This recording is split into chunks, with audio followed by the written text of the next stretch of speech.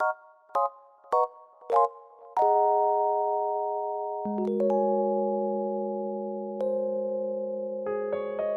adorable friends, welcome to another bullet journal setup video. This time I'm going to set up my April 2023 bullet journal, and I'm excited about this one because I really love the theme and the color combo. You can already see it there in the tiny bear plate that I just put. This time it will be mice sewing stuff theme, and the color combo I specifically chose some really muted colors so that it's quite a contrast compared to the previous month that is quite bright. So all right, let's start with the very first spread. First, let me show you the stamps I'm using for this month. This is So Very Mice, which the little mice playing around with sewing different stuff. And I'm also using this older set, Sewn with Love. And I also use another set, which is this one. This is the button add-ons for the How You Been stamp set. The first spread that we're going to set up is the monthly reflection page and the cover next to it. So I'm working on the monthly reflection page first, and here I am putting around where I want the images to be, and you can see they're all buttons. So my idea is that to have these buttons all over the place get connected with a line that is being threaded by that mouse over there that is sewing, and that's going to make the frame of the entire reflection page. So I'm just right now adhering all of those little buttons onto the page before I draw the line. So here I am threading the line basically across the buttons, making the frame for the reflection page. I like how it's curling all around, so it does look like a little bit of a thread, and I think it turned out quite cute, that monthly reflection page. I'm now working on the cover page, and I started with making the calendar first for the month of April. This cover page is pretty simple, so there will be an image in the middle of it. I think pretty much as usual, that's how my cover page is.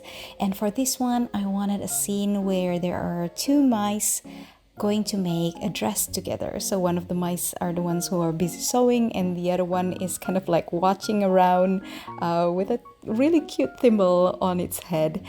So that's the scene that I'm setting up here, and I'm just adhering all of the images together. Now that the cover page is done and looking really cute, we can flip to the next one, which is the calendar spread. And this calendar spread is going to be very involved. There are a lot of lining, a lot of coloring. So if this is a little bit too much for you, just click on the timeline at the bottom, and you can skip directly to the next part.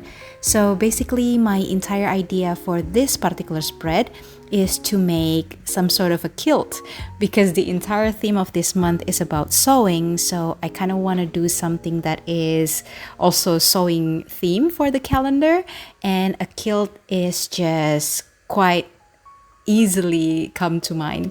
So what I did here, I'm just using the color combo for this month. I chose 7 different muted colors from Tombow, and I really love how they are combined together, and this is what I'm doing at the moment.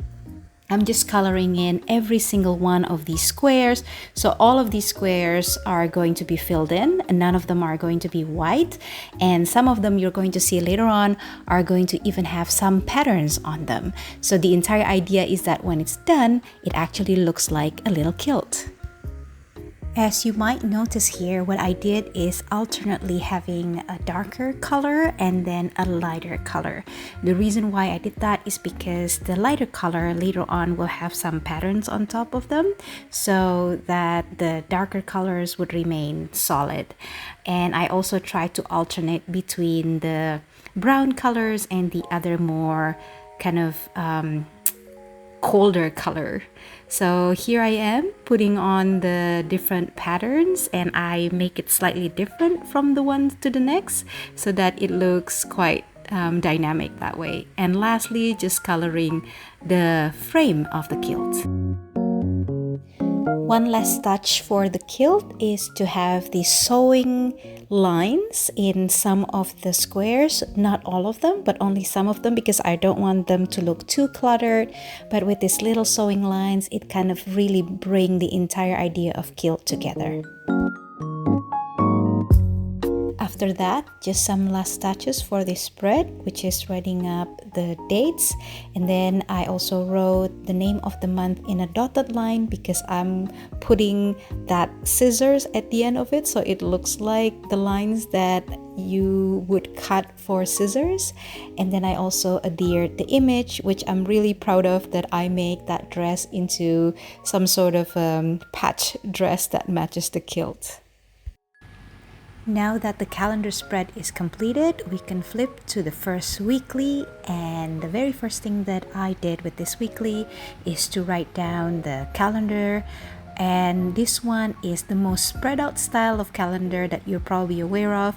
And the reason why I chose this style is because I really want to fill in this entire spread with quite a lot of things. The middle part is very similar to the kilt that you just saw before in the calendar spread, but this time around I only have 9 different squares because this first week has 9 different dates because April start on Saturday. So I put the 1st of April and the 2nd of April together with that, well, practically the first week of April that starts on the 3rd on Monday. So we have 9 slots in total. So what I did here is basically just coloring them in.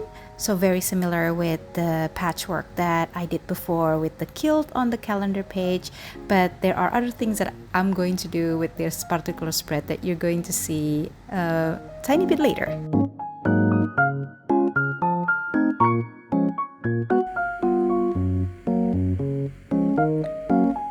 So here I am writing down the name of the days and also the dates for each of the square, and I'm just using my normal handwriting, basically not cursive one because it's already quite busy, I think, the entire thing.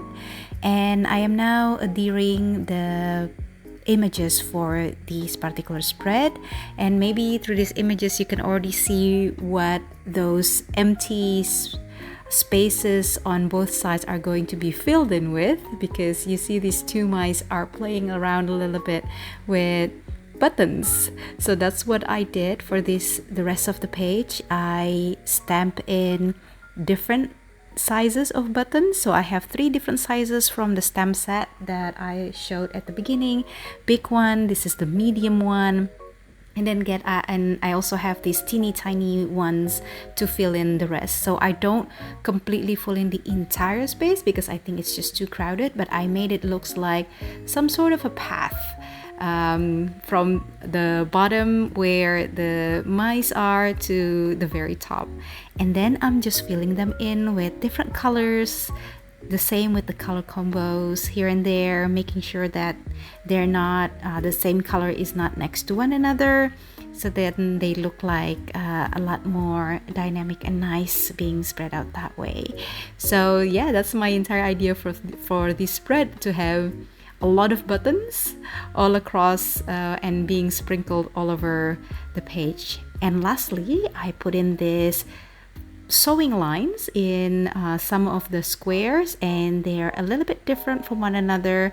Some are similar to the ones that you saw in the kilt before, but the other 3 I made sure that it's a little bit different, so it looks a lot nicer with variety that way.